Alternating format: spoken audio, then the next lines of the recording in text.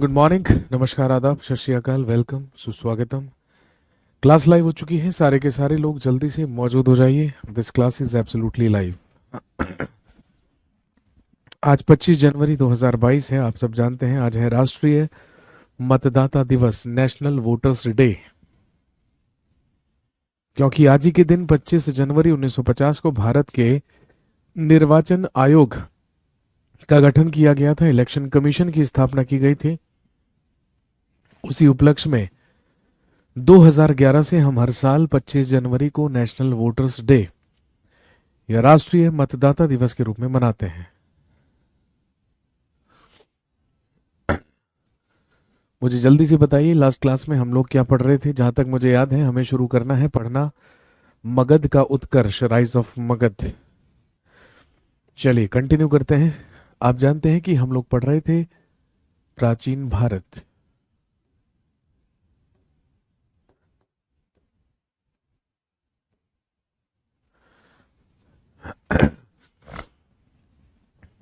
हम लोग पढ़ रहे थे प्राचीन भारत, और प्राचीन भारत में हम शुरू करेंगे पढ़ना, लिख लीजिए, राइज ऑफ मगध।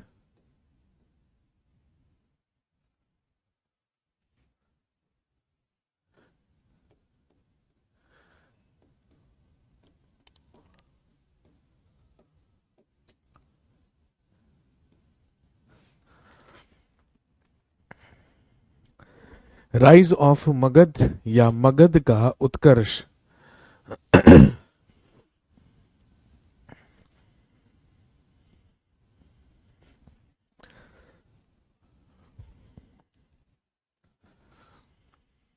और इसमें हम बात करेंगे सबसे पहले प्री मौर्यन पीरियड के बारे में या पूर्व मौर्य काल के बारे में।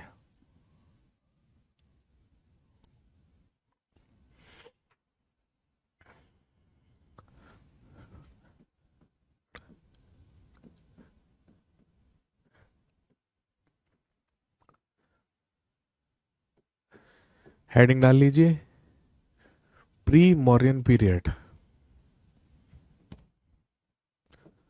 पूर्व मौर्य काल। प्री मौर्यन पीरियड या पूर्व मौर्य काल।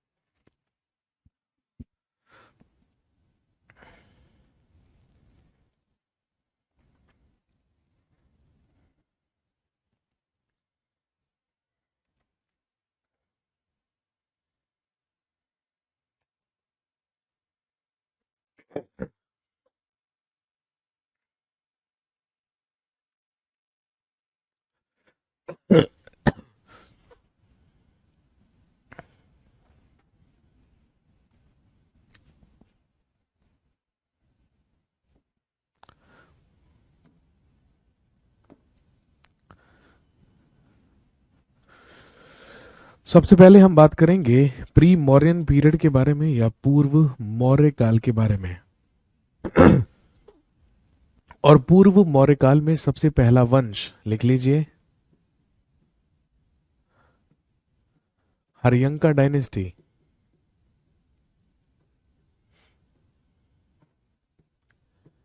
या हरियक वंश। लगभग 544 बीसी से लेके 412 बीसी तक। 544 ईसा पूर्व से लेके 412 ईसा पूर्व तक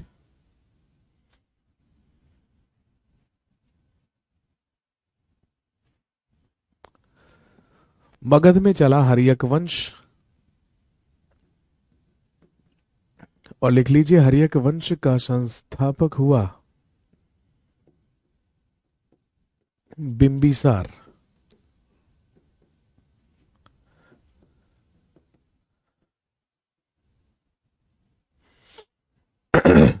हरियक वंश की स्थापना हर्यक वंश की स्थापना लिखेंगे बिंबिसार नामक शासक के द्वारा की गई। हर्यक वंश की स्थापना की बिंबिसार ने।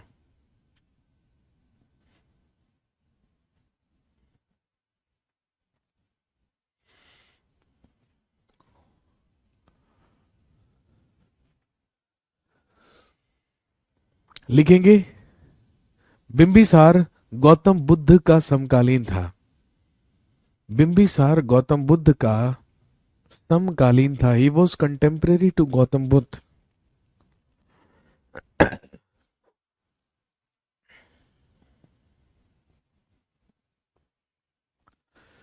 बिंबिसार गौतम बुद्ध का समकालीन था।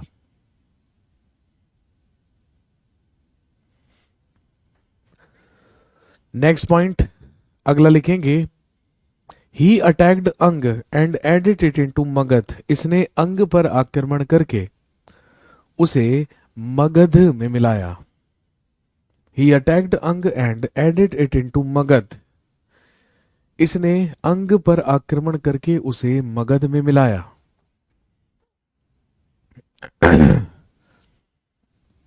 और ध्यान रखेंगे बिंबिसार का ही एक राजवैद हुआ करता था जिसका नाम था जीवक। इसी का एक राजवैद या रॉयल फिजिशियन हुआ करता था जिसका नाम था जीवक। तो ध्यान रखेंगे इसने जीवक को ही भेजा था अवंती। अवंती के राजा का इलाज करने के लिए जिसका नाम था चंडप्रद्योत।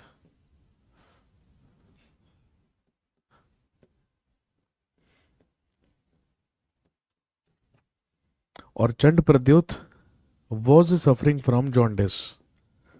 उसे पीलिया हुआ था। लिखेंगे इसने अपने राजवैद जीवक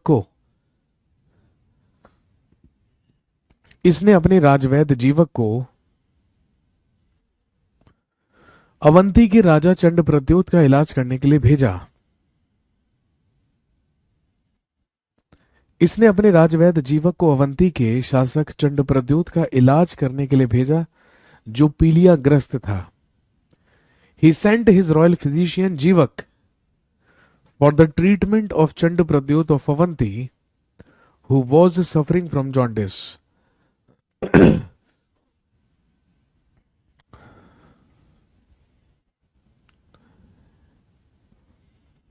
लिखिए he was killed by his son. Bimbisara की हत्या इसके पुत्र के द्वारा की गई।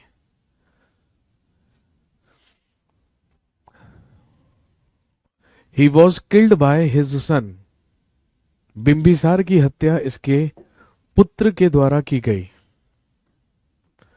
और बिंबिसार की हत्या करके इसी का पुत्र मगध का हर्यक वंश का अगला शासक बना जिसे हम जानते हैं अजात शत्रु के नाम से।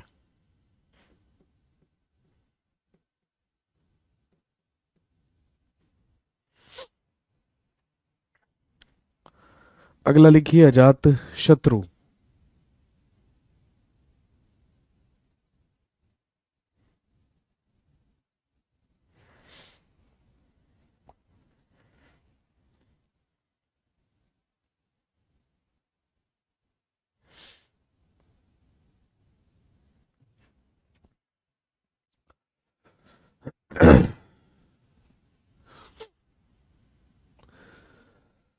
सबसे पहला सवाल आपसे पूछेंगे कि बताइए गौतम बुद्ध और महावीर स्वामी दोनों की मृत्यु एक ही शासक के शासनकाल में हुई थी। वो कौन था?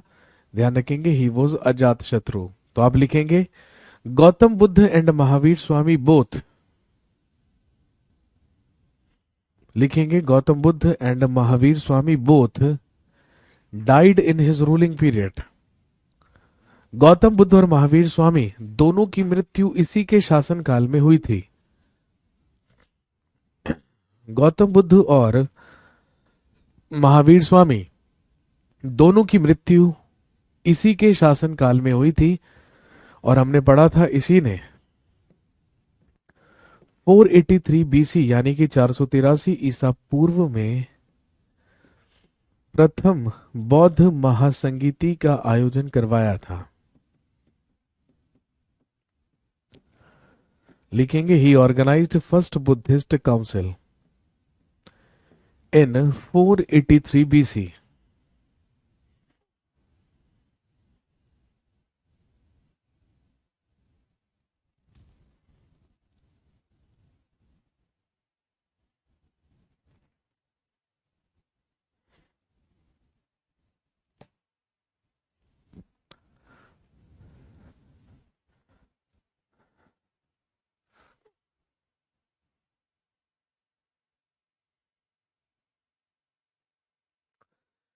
इसी के द्वारा 483 ईसा पूर्व में प्रथम बौद्ध महासंगीति का आयोजन करवाया गया था, और हम सब जानते हैं जिसमें बौद्ध धर्म में दो पिटक जोड़े गए थे, एक सुत्त पिटक और एक विनय पिटक।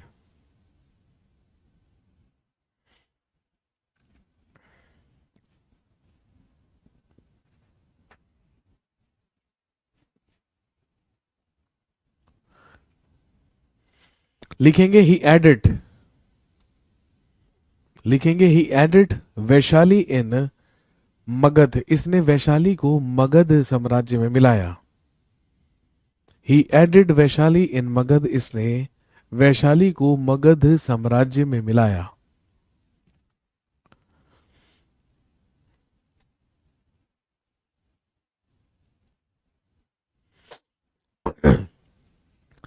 लिखिए he was also killed by his सन, इसकी हत्या भी इसके पुत्र के द्वारा की गई।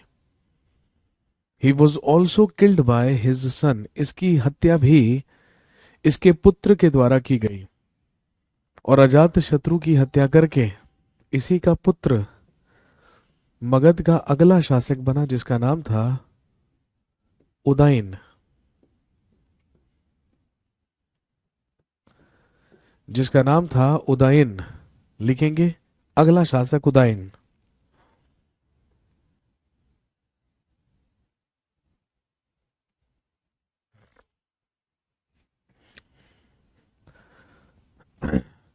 एक ही सवाल बनता है उदयन से, ध्यान रखेंगे। उदयन ने ही अपने शासनकाल में गंगा और सोन नदी के संगम पर एक शहर की स्थापना की, जिसे हम जानते हैं पाटलिपुत्र के नाम से या कुसुमपुरा के नाम से। इसी के द्वारा पाटलिपुत्र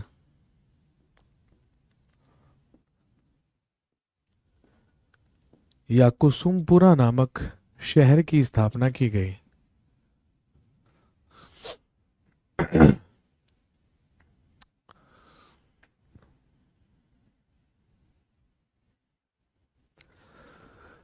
अभी तक मगध की सबसे पहली राजधानी क्या हुआ करती थी? याद कीजिए, 16 महाजनपद में लिखवाया था राजगृही।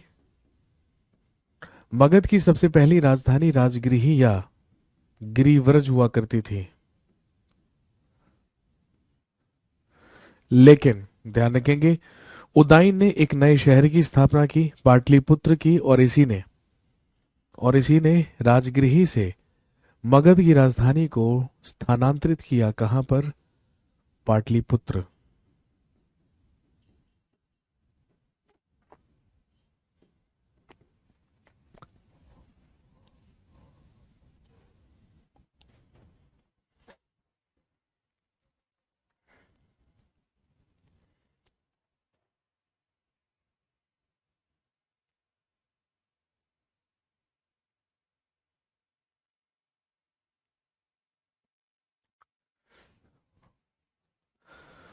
उदयन के बाद उदयन के बाद इस वंश में 3 शासक हुए, अनिरुद्ध, मुंडक और नागदशक।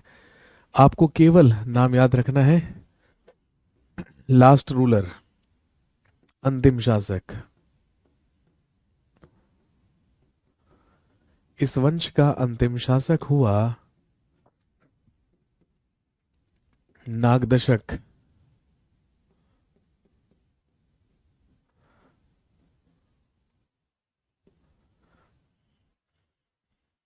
इस वंश का अंतिम शासक, लास्ट रूलर हुआ नागदशक। और दोस्तों ध्यान रखेंगे, नागदशक का ही एक प्रधानमंत्री हुआ करता था, एक अमात्य हुआ करता था, जिसका नाम था शिशुनाग। उसी शिशुनाग ने नागदशक की हत्या करके मगध में एक और साम्राज्य, एक और वंश की स्थापना की अपने ही नाम पर। और हर्यक वंश के बाद स्थापना हुई शिशुनाग वंश की। लेकिन ध्यान रखेंगे भाई, हर्यक वंश में हमने पढ़ा पहले बिंबिसार की हत्या अजातशत्रु ने की, और फिर अजातशत्रु की हत्या उसके पुत्र उदयन ने की। कहने का मतलब इस वंश में दो पिताओं की हत्या दो पुत्रों के द्वारा की गई। यही कारण है हर्यक वंश को ही, ध्यान रखेंगे, पितृहंता वंश भी कहा जाता है। इसी को पितृहंता वंश भी कहते हैं क्योंकि दो दो पिताओं की हत्या दो दो पुत्रों के द्वारा इसमें की गई है।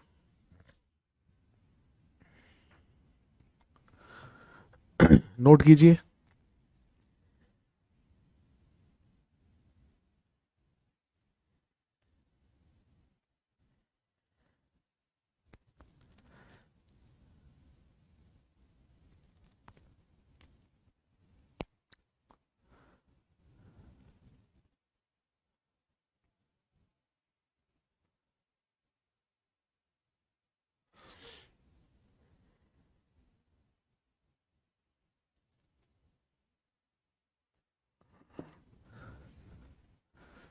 नेक्स्ट,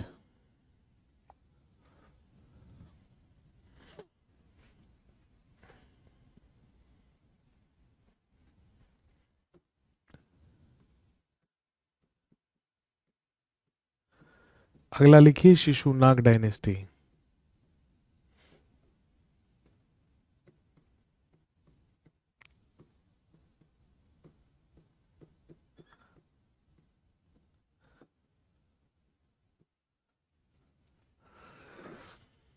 अगला लिखिए शिशुनाग डायनेस्टी या शिशुनाग वंश। 412 ईसा पूर्व से लगभग 344 ईसा पूर्व तक मगध में शासन रहा शिशुनाग वंश का।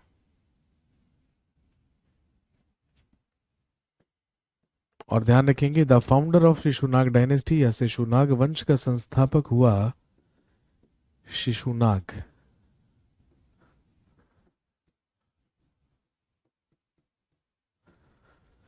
लिखेंगे शिशुनाग वंश की स्थापना शिशुनाग के द्वारा की गई।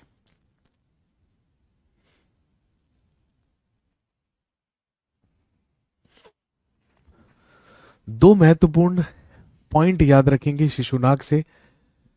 सबसे पहला लिखेंगे he attacked Avanti, he attacked Avanti and added it into Magadh. इसने अवंती पर आक्रमण करके उसे मगध में मिलाया।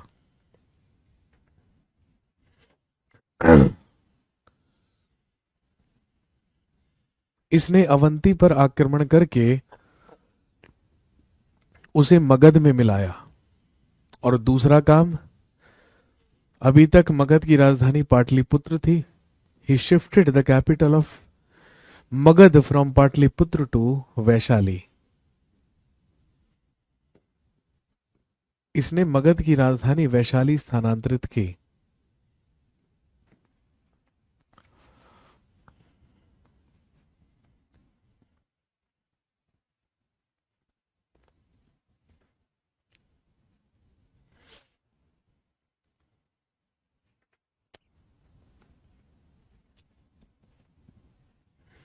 शिशुनाग का उत्तराधिकारी इसका पुत्र हुआ,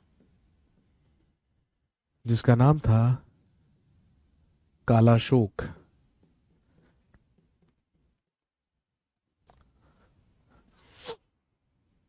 शिशुनाग का उत्तराधिकारी इसका पुत्र कालाशोक हुआ, या जिसे काकवर्ण भी कहा जाता है। इसी को काकवर्ण भी कहते हैं। और याद कीजिए, मैंने आपको लिखवाया था, इसी ने 383 ईसा पूर्व में सेकंड बुद्धिस्ट काउंसिल या द्वितीय बौद्ध महासंगीति का आयोजन वैशाली में करवाया था। इसी के द्वारा वैशाली में द्वितीय बौद्ध महासंगीति करवाई गई या सेकंड बुद्धिस्ट काउंसिल का आयोजन करवाया गया।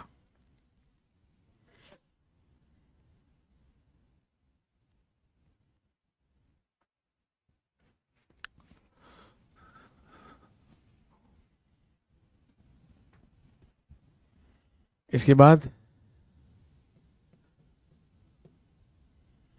The last ruler of this dynasty was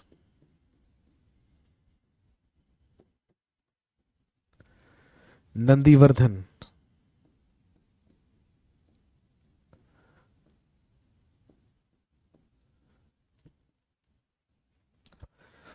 इस वंश का अंतिम शासक इस वंश का अंतिम शासक नंदीवर्धन हुआ।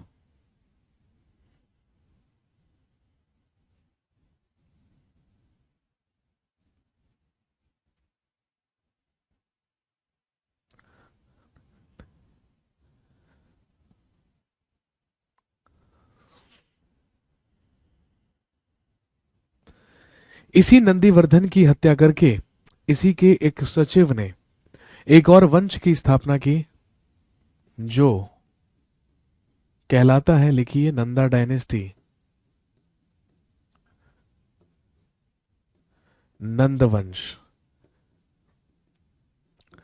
लेकिन ध्यान रखेंगे, कालाशोक ने ही दूसरी बौद्ध महासंगीति का आयोजन करवा के दोबारा से राजधानी किसे बना लिया था? पाटलिपुत्र को। तो नंद वंश के शासनकाल में राजधानी फिर कहां पर पहुंच गई थी? पाटलिपुत्र।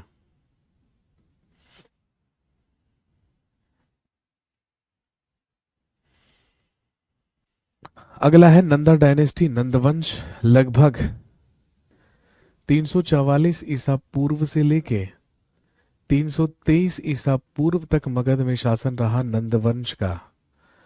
और आप जानते हैं the founder of Nanda dynasty was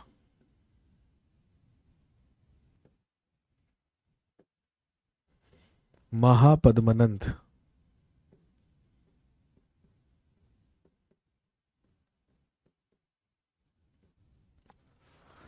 नंद वंश की स्थापना महापद्मनंद के द्वारा की गई।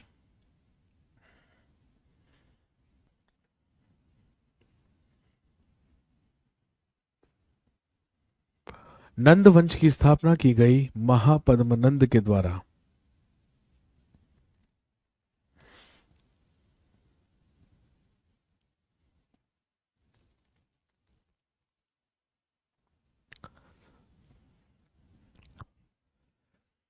लिखिए, he was succeeded by his 8 sons. इसके उत्तराधिकारी इसके 8 पुत्र हुए। महापद्मनंद के बारे में भी जो जानकारी है ज्यादातर ग्रंथों से मिलती है, जिससे ये पता चलता है कि नंद वंश के संस्थापक महापद्मनंद के 8 पुत्र थे, जो इसके बाद एक एक करके सिंहासन पर बैठे थे। लेकिन last and the greatest ruler, लिखेंगे, लेकिन इस वंश का अंतिम एवं महानतम शासक इसका 8वां पुत्र हुआ। इस वंश का अंतिम एवं महानतम शासक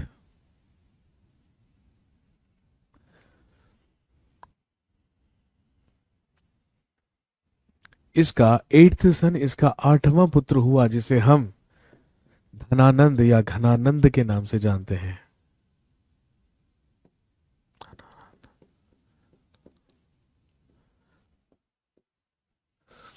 और ध्यान रखेंगे, इसी घनानंद के शासनकाल में ही 326 ईसा पूर्व में हुआ था इन्वेजन ऑफ अलेक्जेंडर।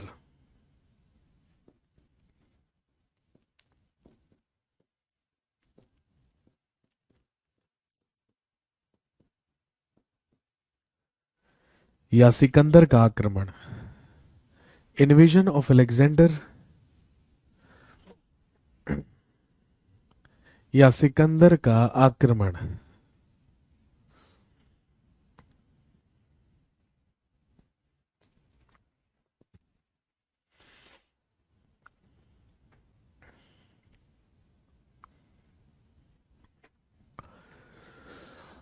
लिखिए इन 323 बीसी 323 ईसा पूर्व में, इन 323 बीसी या 323 ईसा पूर्व में, ही was killed bye Chandragupta Maurya, he was killed bye Chandragupta Maurya and founded Maurya dynasty in Magadh. 323 ईसा पूर्व में इसकी हत्या चंद्रगुप्त मौर्य के द्वारा की गई।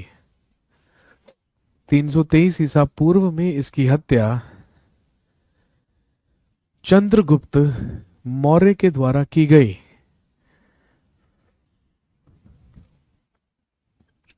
जिसने मगध में मौर्य वंश की स्थापना की,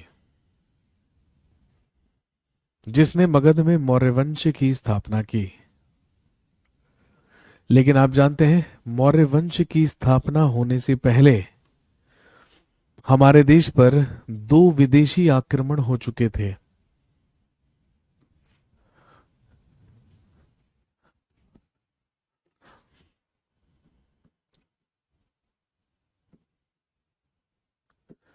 लिखिए फॉरेन इन्वेजन्स।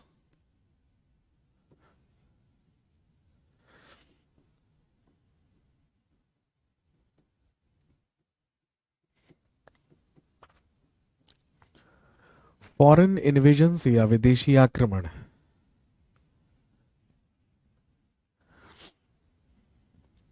और आप जानते हैं हमारे देश पर सबसे पहला विदेशी आक्रमण हुआ पर्शिया से या ईरान से।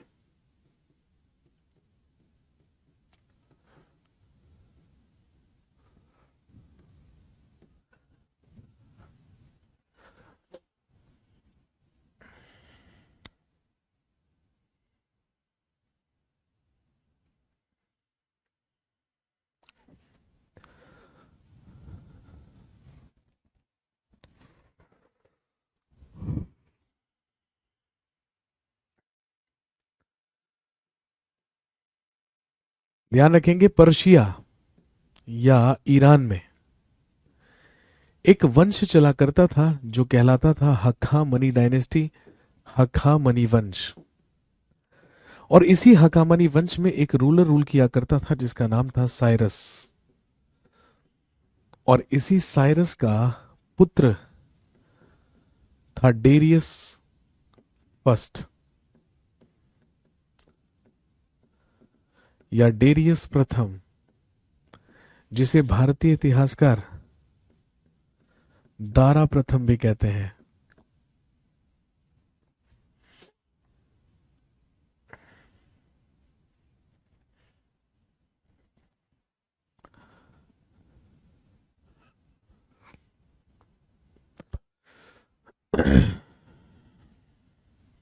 ईरान में हखामनी वंश का राजा हुआ करता था जिसका नाम था साइरस, और साइरस का ही पुत्र था डेरियस प्रथम।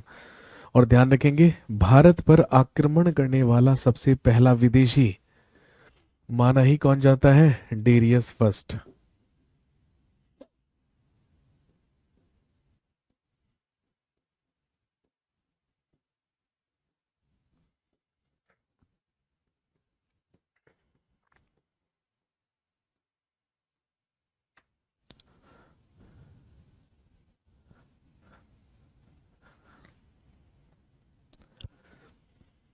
भारत पर सबसे पहले जिन विदेशियों ने आक्रमण किया वो पर्शियंस माने जाते हैं, वो फारस के लोग माने जाते हैं, वो ईरानी लोग माने जाते हैं। 518 लगभग 518 ईसा पूर्व में हखामनी वंश का ही एक शासक डेरियस फर्स्ट या डेरियस प्रथम नाम का ही एक रूलर आया था जो भारत पर अटैक करने वाला सबसे पहला विदेशी कहलाता है। और ध्यान रखेंगे इसी के बाद इसी आक्रमण के बाद भारत और ईरान के बीच व्यापार की शुरुआत हुई थी। और इसके अलावा भारत में खरोष्ठी लिपि की शुरुआत हुई। क्योंकि जो खरोष्टी लिपि है, जो खरोटी स्क्रिप्ट है, वो भी भारत में कहां से आई है?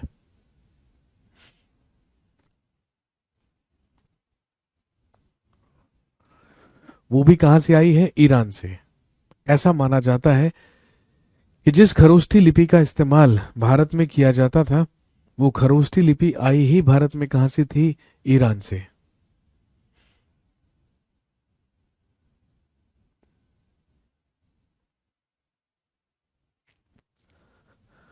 लेकिन बार बार ईरानियों के भारत में आने जाने से एक नुकसान भारतीयों को यह हुआ कि अब ईरानियों के भारत में आने जाने से यूनानियों को हमारे बारे में पता चल गया, और अब दूसरा जो विदेशी आक्रमण हमारे देश पर हुआ, वो कहां से हुआ? यूनान से हुआ, वो ग्रीस से हुआ। ये भारत पर होने वाले सबसे पहले दो विदेशी आक्रमण माने जाते हैं। सबसे पहला ईरान और दूसरा यूनान।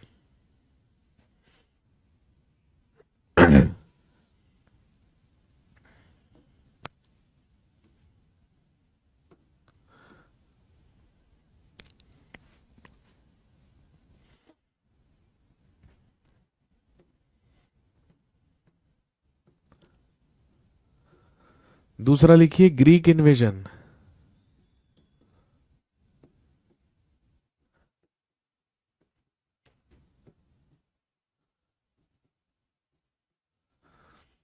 ग्रीक इन्वेजन या यूनानी आक्रमण। भाई, ग्रीस को ही क्या कहा जाता है? यूनान कहा जाता है। और ध्यान रखेंगे, ग्रीस में ही एक जगह हुआ करती थी जो कहलाती थी मैसेडोनिया या मकदूनिया। और मकदूनिया में ही एक रूलर रूल किया करता था जिसका नाम था फिलिप।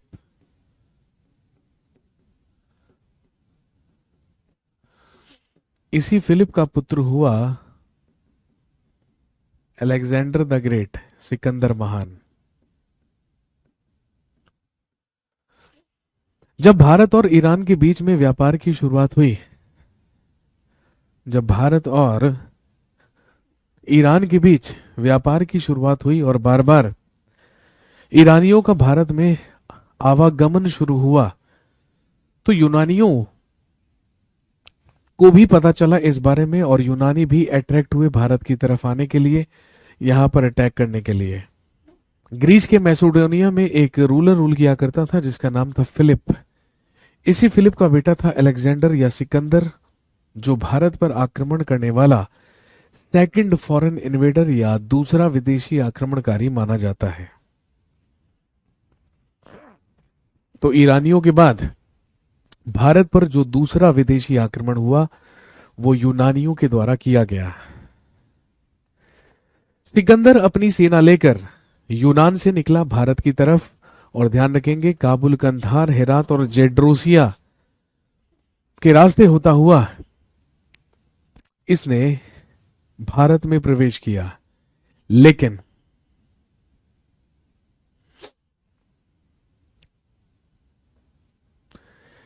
ध्यान रखेंगे, जितने भी शासक इसे रास्ते में मिले, सबने इसके सामने सरेंडर कर दिया, आत्मसमर्पण कर दिया। लेकिन पौरव पौरव वंश का एक शासक पंजाब का जिसका नाम था पोरस, उसने अलेक्जेंडर के सामने आत्मसमर्पण नहीं किया, और 326 बीसी में, 326 ईसा पूर्व में एक युद्ध लड़ा गया, एक बैटल लड़ा गया जो कहलाता है बैटल ऑफ हाइडेस्पीस, या इसको कहते हैं बैटल ऑफ वितस्ता।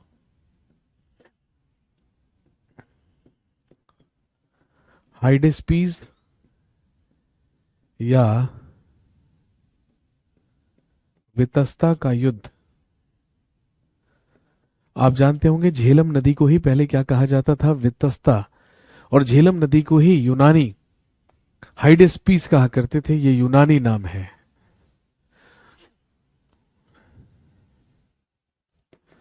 तो ध्यान रखेंगे, अलेक्जेंडर और पोरस के बीच लड़ा गया वितस्ता का युद्ध या हाइडेस्पीस का युद्ध।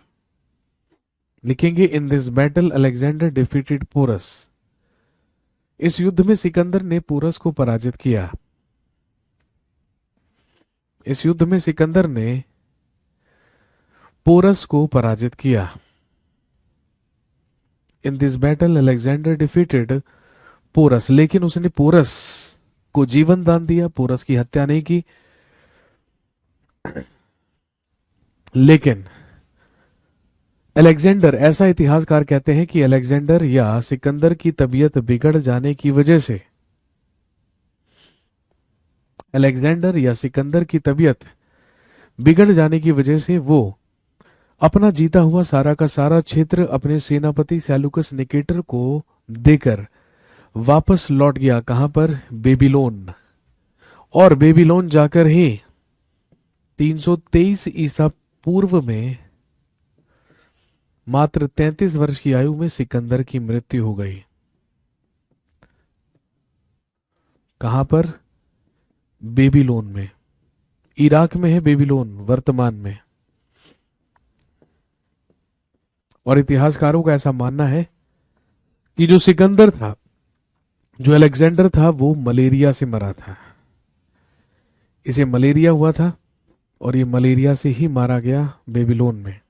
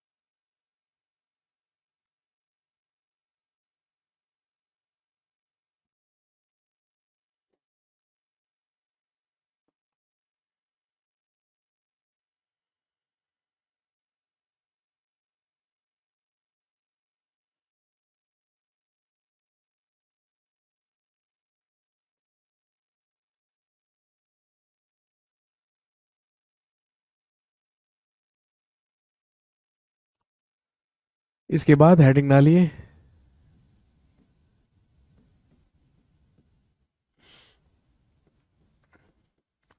मौर्यन पीरियड।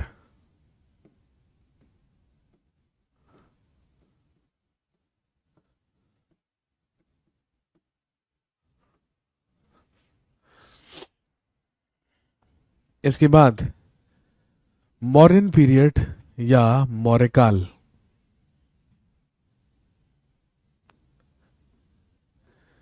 323 ईसा पूर्व से लगभग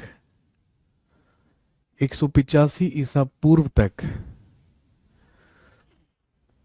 रहा मौर्यन पीरियड, मौर्यकाल।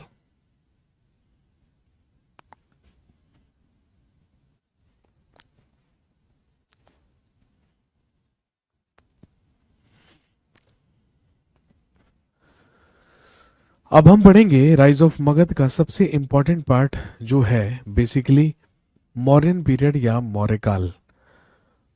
और मौर्यकाल को शुरू करने से पहले सबसे पहले हम जानते हैं उन सोर्सेज के बारे में, उन स्रोतों के बारे में जहां से हमें मौर्यकाल के बारे में जानकारी मिलती है।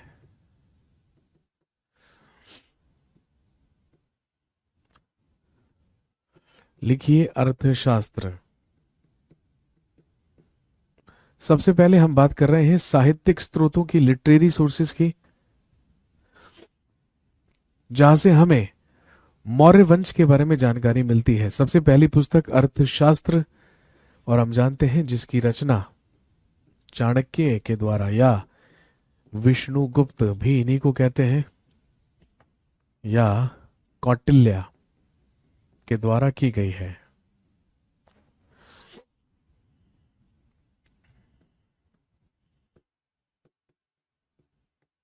दूसरी पुस्तक इंडिका।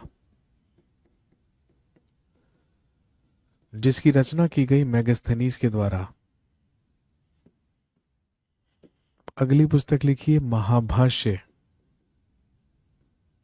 जिसकी रचना पतंजलि के द्वारा की गई। महाभाष्य। नेक्स्ट लिखिए मुद्राराक्षस, जिसकी रचना विशाख दत्त के द्वारा की गई।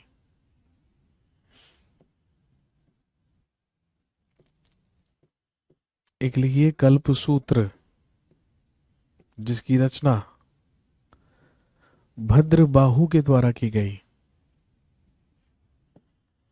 एक लिख लीजिए कथा सरित सागर,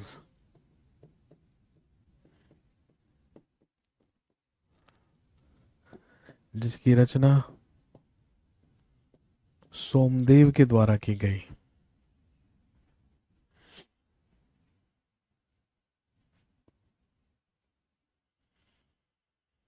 ये वो कुछ महत्वपूर्ण लिटरेरी सोर्सेज हैं, ये वो कुछ महत्वपूर्ण साहित्यिक स्रोत हैं जहां से हमें मौर्य डायनेस्टी या मौर्य वंश के बारे में जानकारी मिलती है।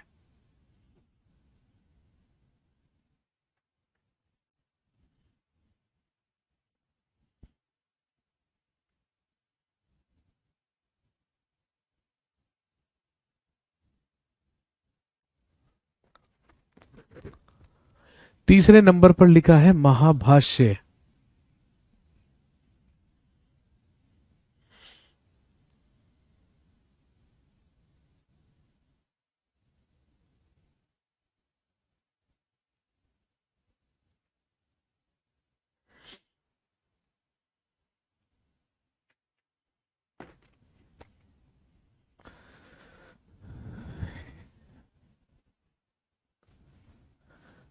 इसके अलावा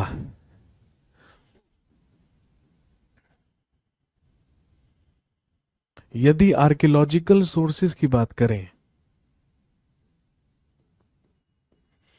यदि पुरातात्विक स्रोत की बात करें, तो सबसे इंपॉर्टेंट होते हैं inscriptions of Ashoka.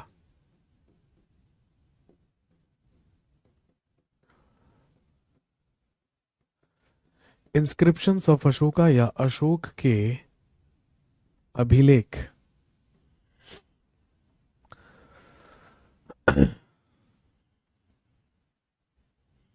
Inscriptions of Ashoka या अशोक के अभिलेख। और आप जानते होंगे अशोक के ही अभिलेख भारत में ओल्डेस्ट या प्राचीनतम माने जाते हैं, जो मुख्य रूप से मिले ही किसमें है, ब्राह्मी लिपि और खरोष्ठी लिपि में। अशोक के अभिलेख जो कि मुख्य रूप से ब्राह्मी लिपि और खरोष्ठी लिपि में मिले हैं, इन्हीं को भारत में सबसे पुराने अभिलेख माना जाता है। और ध्यान रखेंगे 1837 में अशोक के अभिलेखों को सबसे पहले पढ़ा गया था किसके द्वारा, जेम्स प्रिंसेप के द्वारा।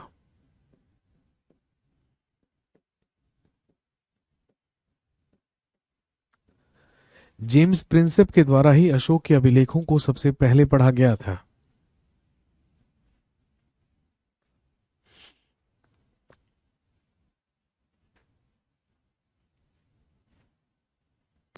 और ध्यान रखेंगे अशोक के 14 स्टोन एडिक्ट्स हैं, जिन्हें हम कहते हैं शिलालेख। और 7 पिलर एडिक्ट्स हैं, जो कहलाते हैं स्तंभलेख। 14 stone addicts and 7 pillar addicts, 14 शिलालेख और 7 स्तंभलेख। जब हम अशोक के बारे में पढ़ेंगे तो हम बात करेंगे अशोक के अभिलेखों के बारे में।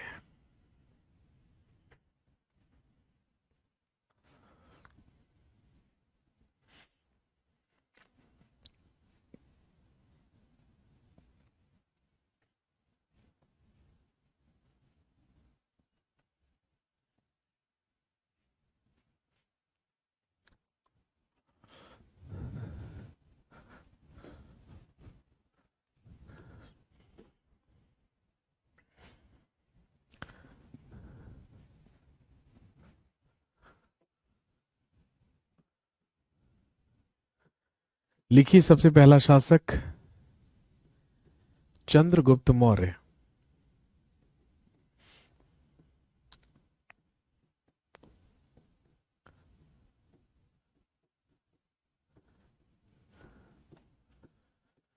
तीन सौ तेईस ईसा पूर्व से लेकर 298 ईसा पूर्व तक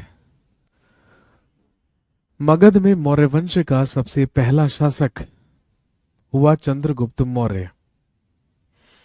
लिखिए इसने चाणक्य की मदद से धनानंद की हत्या करके मगध में मौर्य वंश की स्थापना की। He killed Dhananand with the help of Chanakya and founded Maurya dynasty.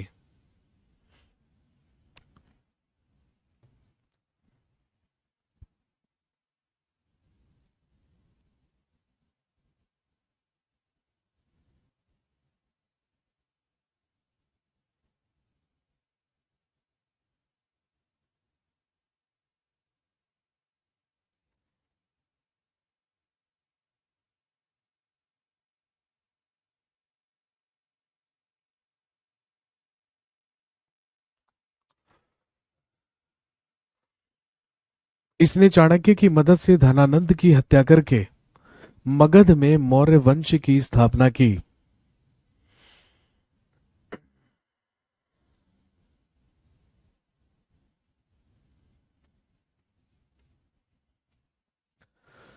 Chandragupta Maurya के ही दरबार में प्लूटार्क और जस्टिन नाम के दो यूनानी लेखक रहा करते थे और यही अपने लेखों में ऐसा लिखते हैं कि चंद्रगुप्त मौर्य के पास लगभग 6,40,000 सैनिकों की सेना थी। इसके पास लगभग 6,50,000 सैनिकों की सेना थी और उसी सेना से इसने पूरे के पूरे भारत को रौंद डाला था, उत्तर से दक्षिण तक और पूरब से पश्चिम तक, चारों की चारों दिशाओं में इसी का अधिकार था। इसीलिए भाई चंद्रगुप्त मौर्य ही भारत का सबसे पहला चक्रवर्ती सम्राट कहलाता है।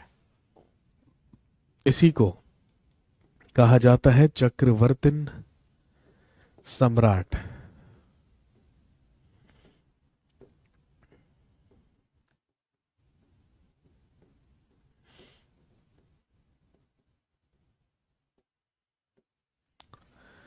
चंद्रगुप्त मौर्य ने ही अपने शासनकाल में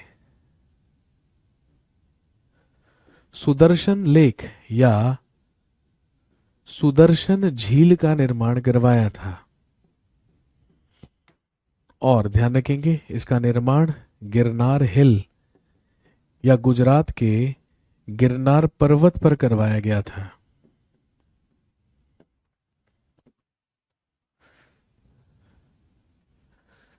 चंद्रगुप्त मौर्य के द्वारा ही बनवाई गई थी सुदर्शन झील, सुदर्शन लेक। इसके अलावा 305 ईसा पूर्व में चंद्रगुप्त मौर्य के शासनकाल में हुआ इन्वेजन ऑफ सेल्यूकस निकेटर।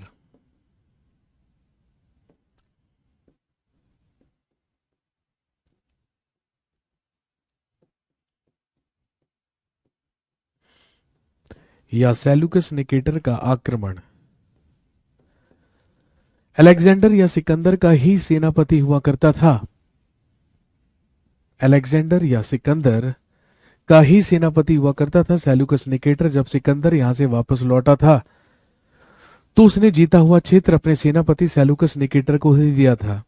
लेकिन अलेक्जेंडर सिकंदर के मरने के बाद यही अगला यूनानी शासक भी बन गया था। इसी ने चंद्रगुप्त मौर्य के शासनकाल में अटैक किया और उसी रास्ते से हिंदुस्तान आया जिस रास्ते से कभी अलेक्जेंडर या सिकंदर आया था। और ऐसा इतिहासकार कहते हैं कि जब सेल्यूकस निकेटर चंद्रगुप्त मौर्य की सेना के सामने गया तो चंद्रगुप्त मौर्य की विशाल सेना को ही देखकर घबरा गया था। इसीलिए दोनों के बीच में कोई युद्ध नहीं हुआ बल्कि एक ट्रीटी हुई, एक संधि हुई। और इस संधि के तहत 3 समझौते किए गए। पहला समझौता, सेल्यूकस निकेटर ने जीता हुआ सारा का सारा एरिया चंद्रगुप्त मौर्य को दिया, जो क्या क्या था, काबुल, कंधार, हेरात, और जेड्रोसिया।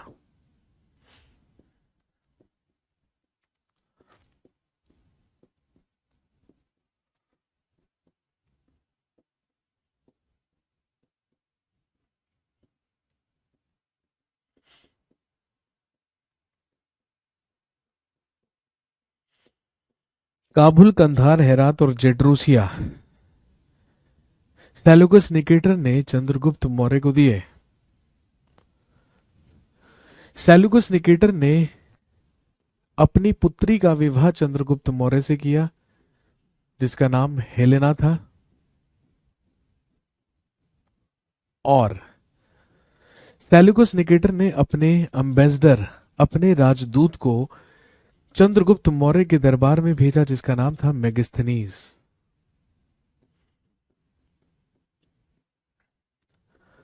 और ये संधि करने के बाद हमेशा के लिए सेल्यूकस निकेटर भारत से वापस लौट गया।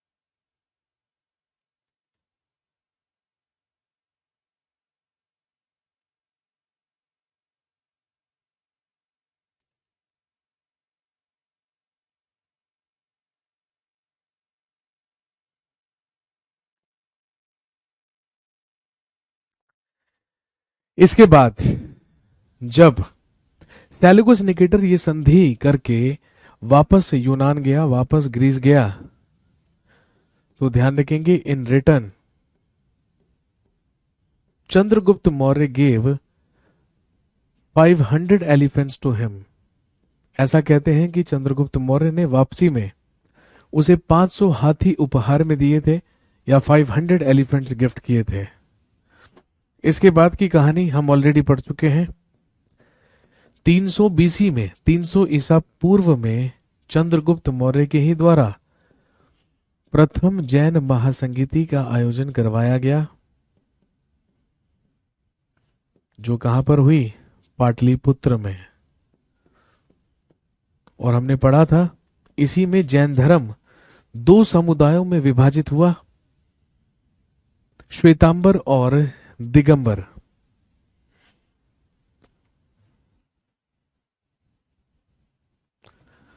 और क्योंकि चंद्रगुप्त मौर्य खुद भद्रबाहु का शिष्य था,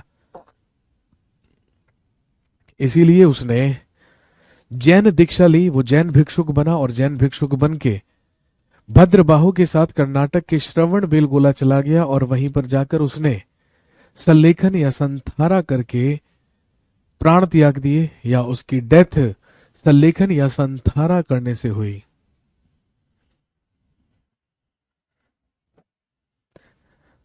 और मैंने आपको बताया था जाने से पहले अपना सिंहासन अपने पुत्र बिंदुसार को सौंप के गया था, इसलिए चंद्रगुप्त मौर्य के बाद मौर्य वंश का अगला शासक ही कौन बना? बिंदुसार बना। चलिए कहानी को आज यहीं तक रखेंगे। आपसे मुलाकात होगी परसों, कल तो नहीं है क्लास, कल छुट्टी है, आप जानते हैं कल रिपब्लिक डे है। तो अगली क्लास में जब आपसे मुलाकात होगी तो हम पढ़ेंगे बिंदुसार और अशोक के बारे में। चलिए जी, thank you very much, have a nice day.